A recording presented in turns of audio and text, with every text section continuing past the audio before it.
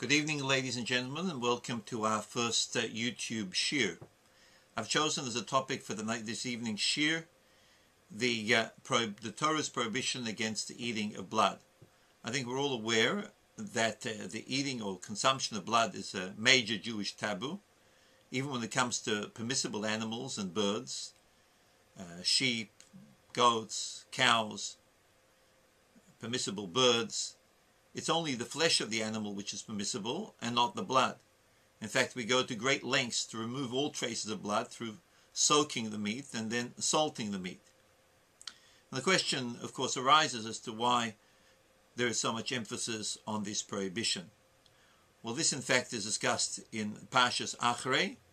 It's the book of Leviticus, chapter 17, verse 10 and 11. As well as other verses in the Torah, but we're going to focus today on what it says in Leviticus in verses 10 and 11. God says that you should say to the children of Israel that you shall not eat blood, and he goes on to explain, Ki nefesh habasar badamhi, because the soul of flesh exists within its blood. V'ani natati v'lachem al mizbeach, and therefore I have asked you to bring blood onto the altar, lechaper al nafsheisechem, to atone for your souls. Ki hadam hu benefesh yechaper, because as blood is associated with the soul, it therefore has the ability to atone for the soul. Or as Rashi explains in his commentary, let one soul atone for the sins of the other soul. Let's explore this at a little more depth. The Ramban, that's Nachmanides, he's a 13th century Spanish scholar, he says that what the Torah means to say over here is that within the animal there is a certain portion which God has given to us, and there's a certain portion which God has kept for himself. What portion has God kept for himself? He's kept for himself the soul. And as the soul is associated with the blood, therefore he has forbidden us to eat the blood because it belongs to him, it's his. The only thing we're allowed to do with the blood is to bring it onto the altar as a sacrifice. Now what's the reason for this? The reason for this is, explains the Ramban, that originally all animals were forbidden to mankind. When Adam and Eve were created, they were not allowed to eat meat. They were only allowed to eat vegetation. It was only after the flood that God permitted Noah and his descendants the eating of meat. Why did it become permissible? So the Torah actually explains, according to the Ramban. The reason is because all animal life owed its existence to Noah. Had Noah not taken them into the ark, they would have perished. And therefore, as a form of gratitude to Noah, they have to allow Noah to eat of their flesh. However, it's only the flesh which is permissible, but not the soul.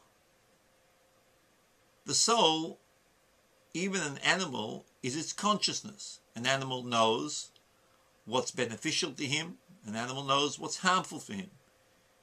It moves towards the things which it enjoys, and it distances itself from the things which are possibly harmful to it. Similarly, also, even dogs have a certain kind of consciousness. That consciousness expresses itself in their loyalty to their owners.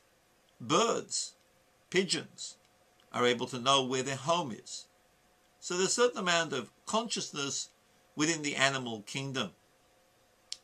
And because human beings also have a consciousness, and it's this consciousness within human beings which leads them to sin, because without that consciousness, without that willpower, no one would sin. So the human being requires atonement for the sins of his consciousness or for the sins of his soul. And God in his great kindness has provided us a surrogate. What is a surrogate? The surrogate is the soul of the animal. As the Ramban explains, there is a certain commonality between the soul of the animal, which is its consciousness, and the soul of the human being, which is its consciousness. And therefore, by bringing the soul of the animal, its blood, onto the altar, one is able to effect an atonement for the soul of the human being. However, as the Ramban explains, it's only permissible to use the consciousness of the animal for the atonement of the soul of the human being, not merely to consume it. It's not correct that one consciousness should eat another consciousness. The meat is all right. The meat doesn't reflect the soul of the animal. However, the blood, which reflects the soul of the animal, is not permissible to be eaten. Because one soul shouldn't be eating another soul. One consciousness should not be eating another consciousness. Therefore, God says that the soul of the animal belongs to me. I may have given you the animal to eat after the flood, but the soul I keep for myself, the blood I've kept for myself. Then the Ramban goes on to give another explanation. He explains that there's a difference between an animal and a human being. An animal is essentially only interested in earthly things. It's interested only in things which are necessary for its survival. The expression is nefesh ha-behema hilamata, ha-yoredet hilamata, that the soul of the animal strives only for lowly, earthly, mundane, material things. However, the soul of the human being, nefesh ha-adam, ha-ola lamala, constantly strives for things which are above it. However, as a result of a human being eating the soul of an animal, it's likely that the human being will take into itself some of the characteristics of the animal. So therefore, instead of being able to move upwards as a human being should, it moves downwards into the realm of the animal, because after all, the Ramban is saying, we are what we eat. And by consuming the soul of the animal, which is of lowly status, we bring ourselves low as well. It's interesting to note that the Ramban uses a similar explanation when he tells us why it is forbidden to eat non-kosher animals. Non-kosher animals, as a rule, the Ramban explains, are carnivorous.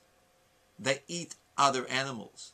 And therefore, by eating carnivorous animals, we bring a certain amount of cruelty. We imbibe a certain amount of cruelty into ourselves. So therefore, to sum up, what the Ramban is in fact explaining the Torah to mean is that you're not allowed to eat the blood. The blood belongs to God. Why does it belong to God? Because it's the soul. You're only allowed to use it for soulful reasons, to atone for your soul. You're not allowed to use it for mundane reasons, merely to be able to eat when you could just as well survive on other food. Another reason the Ramban explains that it's forbidden is because the animal represents that which is low, and its soul is constantly moving downwards for mere mundane material things.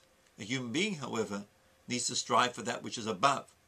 By imbibing the animal soul, a person imbibes some of this characteristic of the animal, and instead of striving for above, it will taint him and will bring him down low. To point out in this regard that another one of the commentaries, the Orach Chaim HaKadosh, Reb Chaim ben Attar, a very famous Sephardic commentary, explains something similar. He says that the human being is connected to God Almighty, and as a result of imbibing blood, he separates himself from God Almighty. And this is the reason why the Torah says that as a result of eating blood, you will be cut off. Not so much as a punishment, but rather as a result of making yourself animalistic. You cannot be animalistic and godly at the same time. And therefore, by pursuing the blood of the animal, the soul of the animal, mundane material things, you automatically remove yourself from God Almighty.